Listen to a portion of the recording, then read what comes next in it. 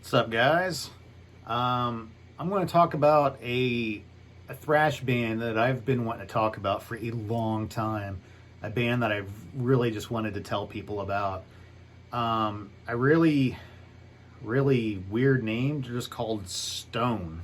That's it, just Stone. They're from Finland, and while I love this band, there's one flaw, but it doesn't ruin them for me because the music's so good. It's kind of a, I don't know, it's kind of a back and forth thing for me. But so they're from Karava. I don't even know what that says. I just know it's Finland. Formed in 1985. Years active 85 to 92. They've had some stints later on. Gosh, it says they're active. Are you serious? That would be cool if they came out with something new. Speed thrash metal is what it says. Lyrical themes, society, personal music, and humor. Current label, Megamania. The year when Stone was formed is a bit unclear, but it was probably in 1985. Somebody, blah, blah, blah, and Rupe Latvala, who were the two masterminds of Stone, had been playing together with varying lineups and band names for a few years before that, said to have earlier played under the name Cross of Iron. Would like to know why the heck they called themselves Stone. They became Stone when blah blah blah and blah blah blah, I can't pronounce their names, whose father was the famous Finnish country,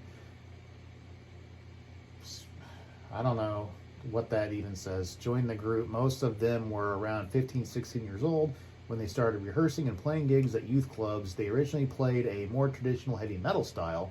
They gained more popularity as they went for a more aggressive speed thrash sound.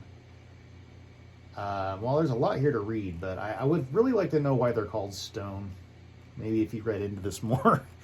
But I discovered Stone by a long time ago when I was in Minneapolis.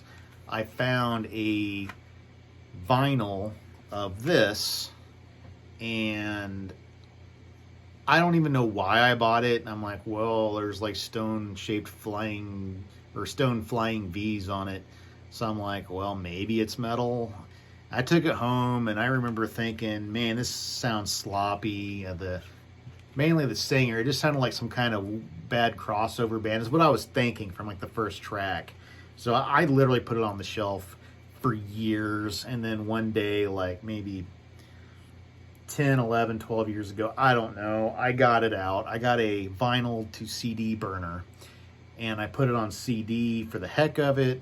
And I found out, no, this is not like crossover punk stuff. No, this is thrash. Good thrash, too. So the singer is pretty awful. But let me tell you something about the singer. It's not his voice itself that's bad. It's his delivery. It's like he has no idea how to sing even in a thrash, raspy style. It's like he's trying to be like a James Hetfield, but he's so out of key and all over the place. He's got like no self-control with his voice. But his voice itself isn't that bad. It could be good if he learned how to use it. But this is their debut, just called Stone.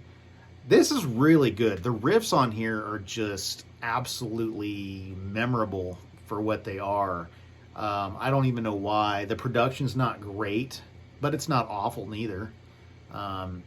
It's definitely some good, enjoyable stuff. We got songs like Get Stoned, No Commands, Eat Your Pride, The Day of Death, Reached Out, So it kind of tells you what kind of metal this is.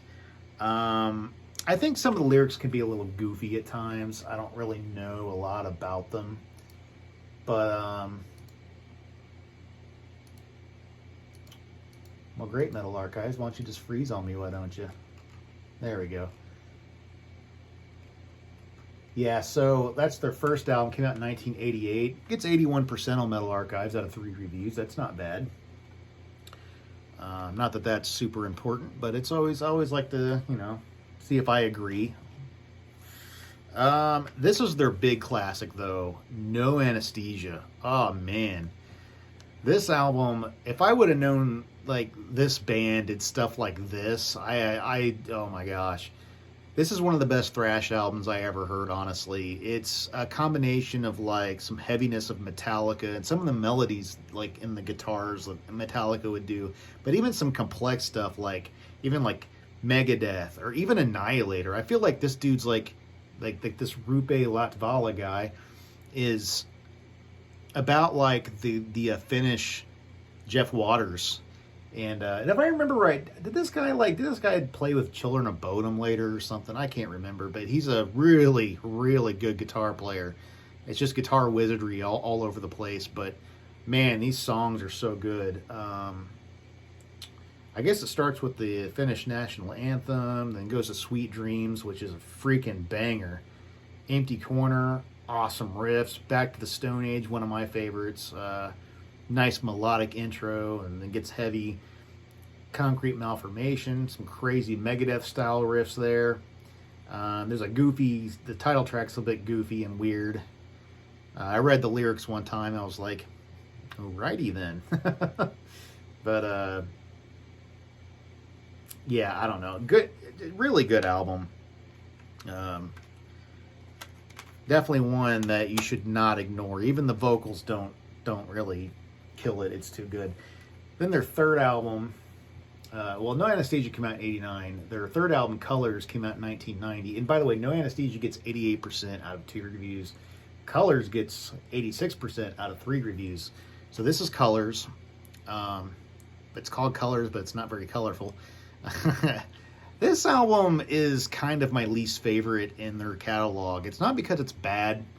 I just don't find most of this album to be as memorable. I feel like the first 3 songs of this are incredible.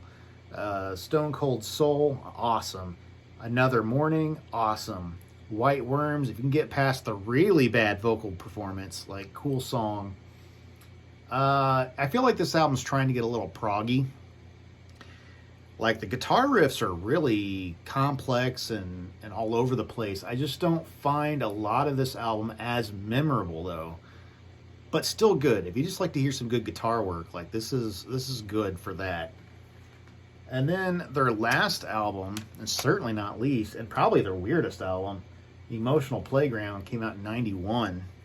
Like, you can kind of, like, look at the album cover. Like, that's kind of what the music sounds like.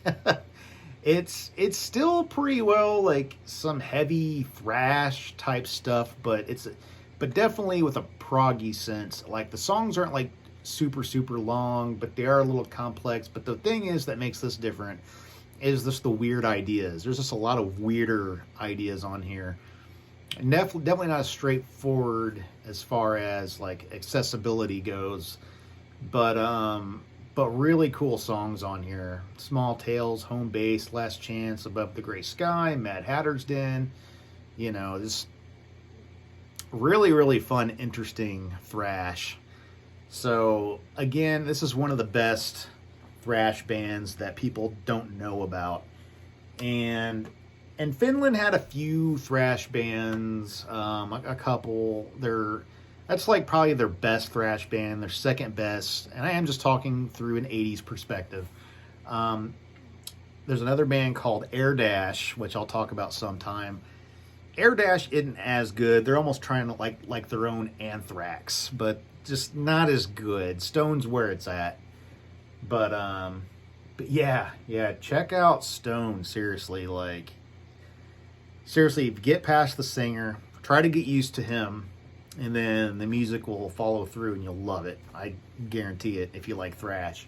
But anyway, if you like this video, like, subscribe, stay metal, and until next time.